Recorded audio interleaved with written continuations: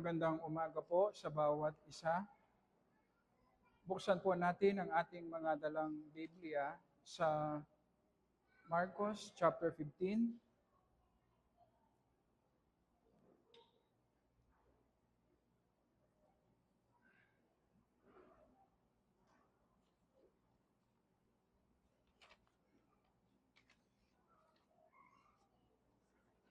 Marcos chapter 15 verses 1 to 15.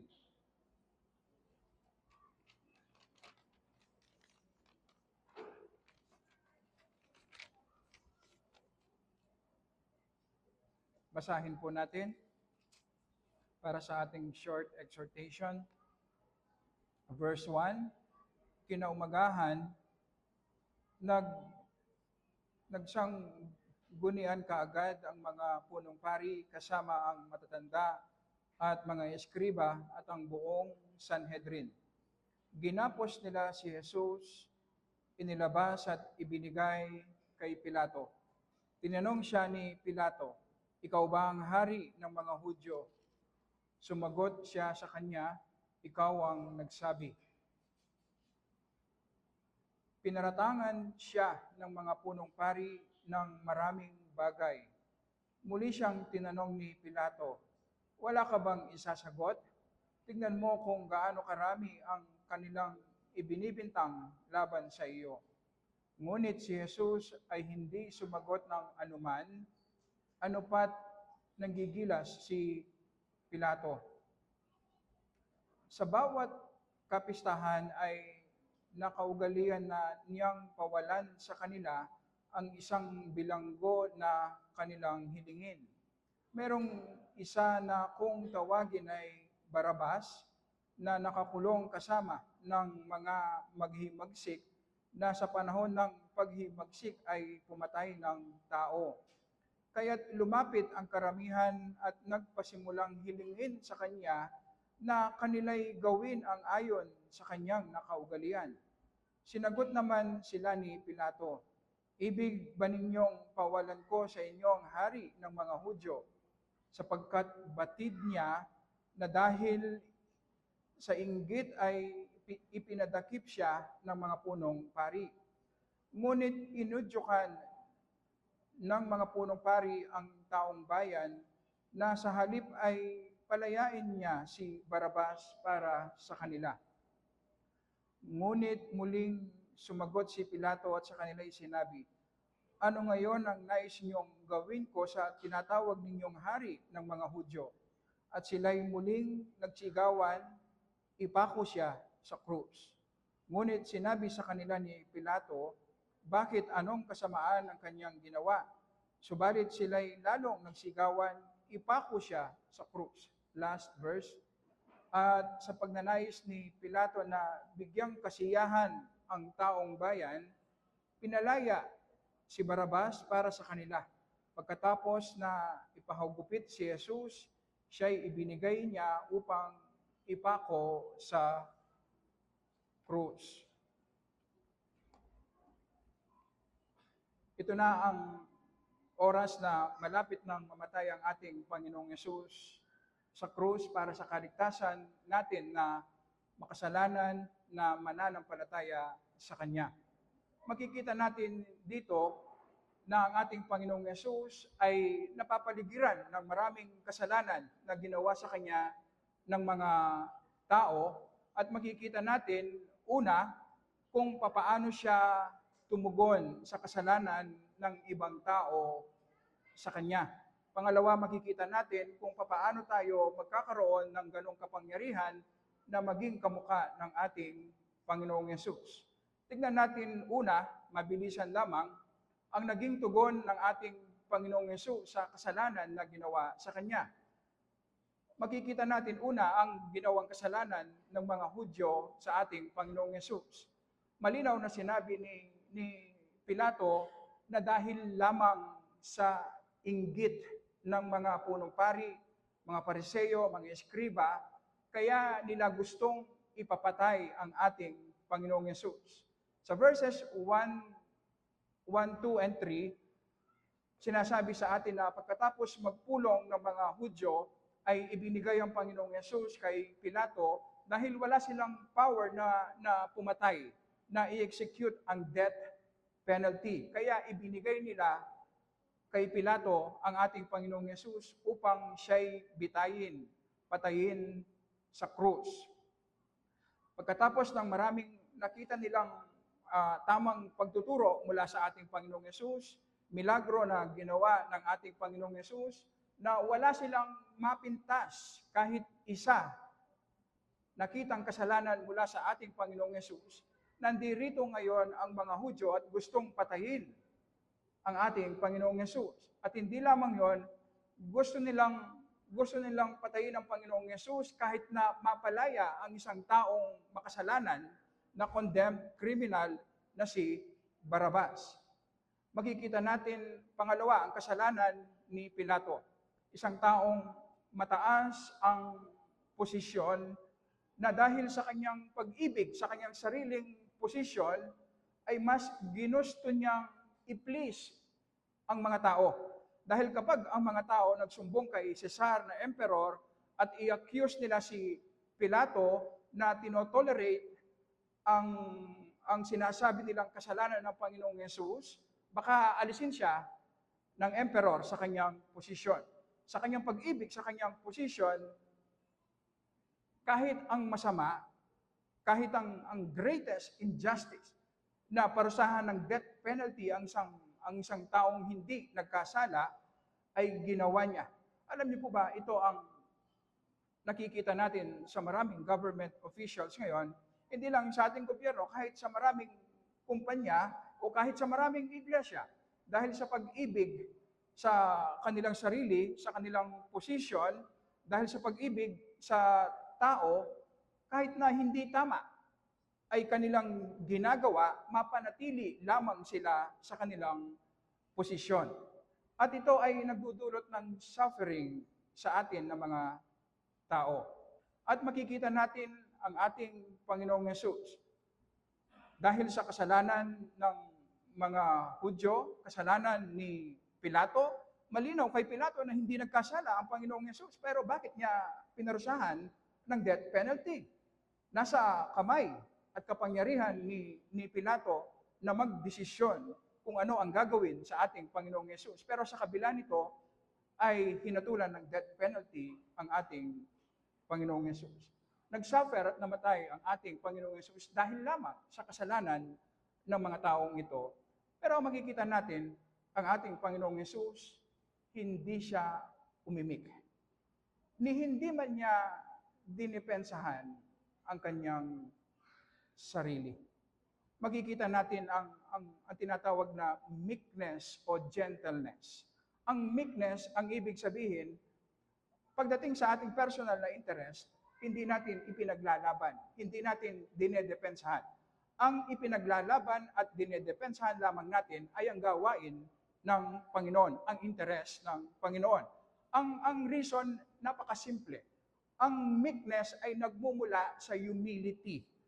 Na dahil alam natin na wala naman talaga tayong deserve na mabuti mula sa Panginoon, na ang tanging deserve natin ay impyerno, pero sa kabila nito, bakit tayo pinagpapala ng Panginoon? Kaya naman, wala tayong kailangang depensahan dahil hindi naman talaga tayo mabuti at wala tayong deserve na anumang mabuti mula sa Panginoon. At makikita natin dito kung paano tayong mga tao taliwas. Hindi natin kamukha ang Panginoong Yesus. Tayo po kapag meron lang ginawang kahit kaunti lamang na mali sa atin, merong malalim na urge sa atin na gusto nating depensahan ang ating sarili. Sa ating mga salita, gusto nating gumanti sa pamamagitan ng paninira ng ating kapwa. Kung wala tayo sa posisyon na gumanti dahil wala tayong kapangyarihan, kikimkimin natin ang galit sa ating puso. At palagi nating i-replay sa ating isip ang ginawang masama sa atin at kung papaano tayo makakaganti. At sa ganitong paraan, sinisira natin ang ating sarili. Hindi natin makokontrol kung ano ang gagawin ng ibang tao sa atin. At sigurado po na merong mananakit at merong magkakasala sa atin. Kapamilya man natin, kasama natin sa iglesia, kasama natin sa trabaho, kamag-anak man natin, siguradong meron at merong magkakasala sa atin. Ang pinag-uusapan po kung paano tayo tutugon kamukha ng ating Panginoong Yesus na hindi siya umimik. Hindi po ibig sabihin na hindi siya interesado sa kung ano ang tama at mali. Hindi po. Sinasabi ni Pedro na ipinagkatiwala ng Panginoong Yesus ang pagpaparusa sa kasalanan sa Diyos Ama. Ang ibig sabihin, makikita natin dito, hindi lamang ang humility ng ating Panginoong Yesus, kundi ang perpektong pagtitiwala niya sa Diyos Ama, na ang Diyos Ama ang magpaparusa ng lahat ng kasalanan na ginawa ng tao. Kaya naman meron siyang power na kalimutan ng kanyang sarili at mahalin at gawan ng mabuti kahit ang mga taong nagkasala sa kanya. At ito ang sasagot sa ating tinatawag na sense of justice. Na kapag merong nagkasala sa atin, merong malaking part sa atin na dahil mali, alam nating mali ang ginawa sa atin, kailangang maparusahan. Normal ito. Meron tayong sense of justice. Pero ipagkatiwala natin sa Panginoon, hindi tayo ang gaganti at magpaparusa. Ang Panginoon ang gaganti at magpaparusa sa lahat ng kasalanan. At magagawa natin ito kung babalikan natin kung paano tayo niligtas ng ating Panginoong Yesus. At ito ang pangalawang punto na makikita natin. Sa araw ng Pasko, naging tradisyon na bilang pagbibigay ng honor ni Pilato sa mga Hudyo na sineselebrate ang pagliligtas ng Diyos sa mga Israelites mula sa pagkaalipin sa Egypt sa pamamagitan ng pagpatay ng mga hayop noon, nagpapalaya ng isang kriminal si Pilato tuwing Passover Day. Gusto sanang palayain ni Pilato ang ating Panginoong Yesus kasi naghahanap siya ng paraan. Alam niyang hindi guilty, walang ginawang masama ang Panginoong Yesus. Kaya dapat siyang palayain. Gusto sana ni Pilato na ang palayain ay ang Panginoong Yesus. Pero ang mga Hudyo, hindi sila pumayag. Dahil nga sa inggit, galit nila sa ating Panginoong Yesus, sila ay sumigaw. Si Barrabas na isang condemned, guilty kriminal, mamamatay tao, siya ang gustong palayain ng mga Hudyo. At ang Panginoong Yesus naman na wala siyang ibang ginawa kundi sundin ang kalooban ng Panginoon at kahit minsan hindi siya nagbintis, wala siyang ginawang kasalanan, ang Panginoong Yesus ang gustong ipako, parusahan sa krus. Makikita natin ang pagpapalitan. Ang isang makasalanan, hinatulan na makasalanan si Barrabas, pinalaya. At ang Panginoong Yesus na hindi nagkasala, sinunod ng perfect ang mga kautusan, siya ang pinatay, pinarusahan sa krus. Pinapakita sa atin ang picture kung paano po nagliligtas ang Diyos. Hindi po ang pananampalataya natin ang nagliligtas. Hindi rin ang ating mabubuting gawa sa harapan ng Diyos, walang mabuti, wala kahit isa. Lahat po tayo ay makasalanan. Kung ang Diyos ay banal at hindi nga pwedeng i-atras ang pagpaparusa sa kasalanan, ang pinag-uusapan lamang sino ang magbabayad ng ating mga kasalanan. At dahil sa ating pakikipag-isa kay Jesus, ang ginawa ng Diyos, nagpadala siya ng substitute, kahalili. Ang kanyang anak, Diyos na nagkatawang tao, siya ang sumunod ng perfect sa kautusan dahil hindi natin kayang gawin. At siya rin nagbayad ng kasalanan dahil siya lamang ang may kakayahan na magbayad ng kasalanan sa krus lamang. Dahil kung tayo ang magbabayad, lahat tayo ay pupunta sa impyerno sa pangwalang hanggan. At dahil sa ating pakikipag-isa, sa kahalili, substitute, na ibinigay ng Diyos, ang kanyang anak, ang ating Panginoong Yesus, sinasabi sa atin, tayong mga makasalanan ngayon, tinitignan tayo ng Diyos as if hindi tayo nagkasala. As if lahat ng mga kautusan ng Diyos ay nasunod natin. Pwede tayong tanggapin na banal ng Diyos ngayon na hindi nakokompromiso ang kanyang kabanalan. Bakit? Dahil ba sa mabubuting gawa natin? Hindi. Wala tayong mabubuting gawa dahil sa perfection ng ating Panginoong Yesus. At dahil din sa kamatayan ng Panginoong Yesus, binayad, pinatawad ang lahat ng ating mga kasalanan. At kung pag-isipan natin ng malalim, niligtas tayo ng Diyos dahil sa injustice na naranasan ng ating Panginoong Yesus.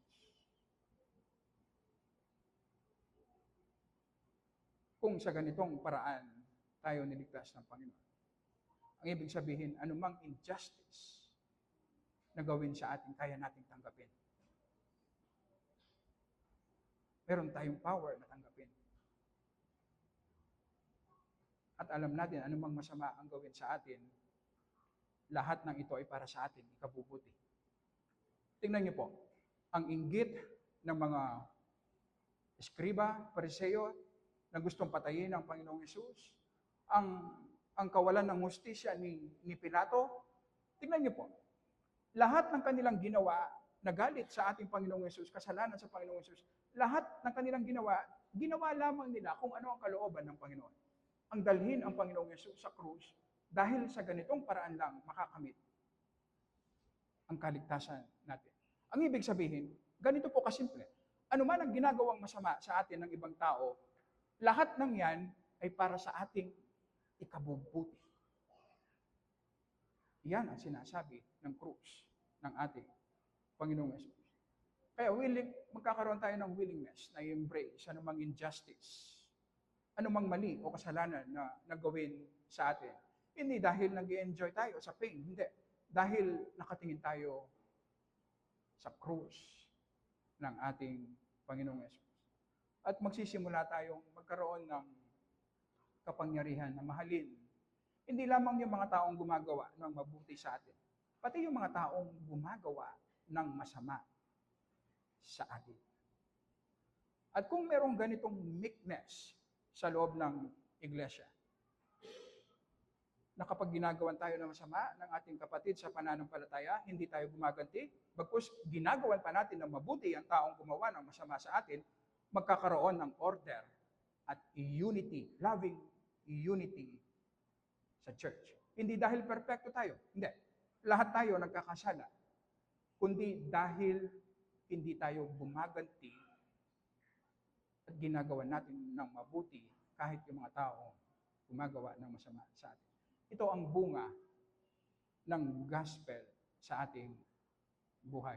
At ito ang gustong gawin ng Holy Spirit sa atin. Ang gawin tayong kamukha ng ating Panginoong Hesus. Tayo po ay manalangin.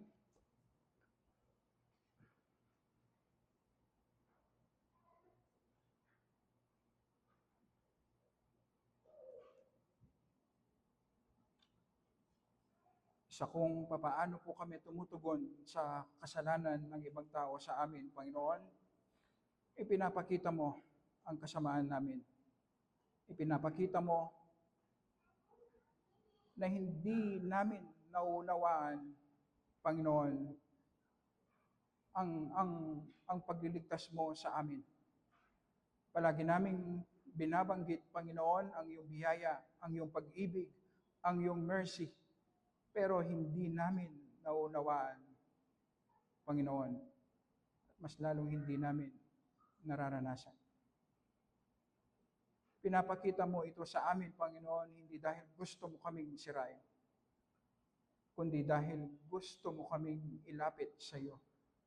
Na ang aming buhay, pananampalataya, hindi lamang isang teorya, Panginoon, kundi gusto mo magkaroon kami ng tunay na spiritual growth.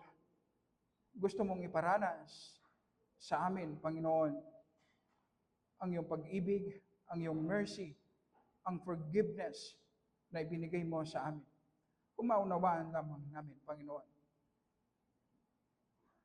ang pagpapatawad mo sa maraming kasalanan namin na hindi namin deserve, Panginoon. Ang kakaunti at maliliit na kasalanan na ginagawa sa amin, Panginoon, dapat madali para sa amin nakalimutan at patawarin. Pero hindi namin naunawaan ang iyong pagpapatawad sa amin. At salamat sa iyong reminder ngayong umaga, Panginoon, na kailangan naming mag-celebrate, kailangan naming magpuri, mag-worship sa pagpapatawad mo sa marami naming kasalanan. Dahil inako ng aming Panginoong Hesus ang impyerno para kami na hell-deserving, Panginoon, ay magkaroon ng buhay na walang hanggan. Tulungan mo po kami, Panginoon, na sa aming pagbabasa ng iyong banal na salita, sa aming pag-awit ng papuri sa iyong pangalan, sa aming pakikinig ng pagtuturo ng iyong banal na salita. Panginoon, udyukan mo po ang bawat isa sa amin na gawin namin ito na merong pusong sumasamba, nagpapasalamat, nag-worship sa kaligtasan na ibinigay mo po sa amin. At tulungan mo po kami, Panginoon, na maranasan ang tunay na pagsamba sa iyong pangalan, especially sa pag-aaral namin ng iyong banal na salita. Ito ang kailangan namin, Panginoon. Lahat po kami infected ng kasalanan. Lahat po kami nabibigatan, nahihirapan, nag-struggle dahil sa kasalanan, Panginoon. At ikaw lamang, Panginoon, ang merong power na magbigay ng comfort, ng strength, ng peace, ng joy, satisfaction sa aming mga puso. Habang pinapakita mo sa amin ang iyong pag-ibig na na-accomplish ng aming Panginoong Hesus sa krus. Hindi namin kayang gawin ito sa aming mga sarili, Panginoon. Fully dependent kami sa iyong mercy. Na kumilos ang iyong Holy Spirit para i-apply sa aming mga buhay ang iyong pag-ibig, ang pag-ibig ng aming Panginoong Hesus sa krus. Alam namin ito ang gustong-gusto mong gawin, Panginoon. At alam namin ang pagiging kamukha namin ng aming Panginoong Hesus ang nagbibigay sa iyo ng mataas na glory. I-glorify mo po ang iyong pangalan. Sa pangalan lamang ng aming Panginoong Hesus. Amen.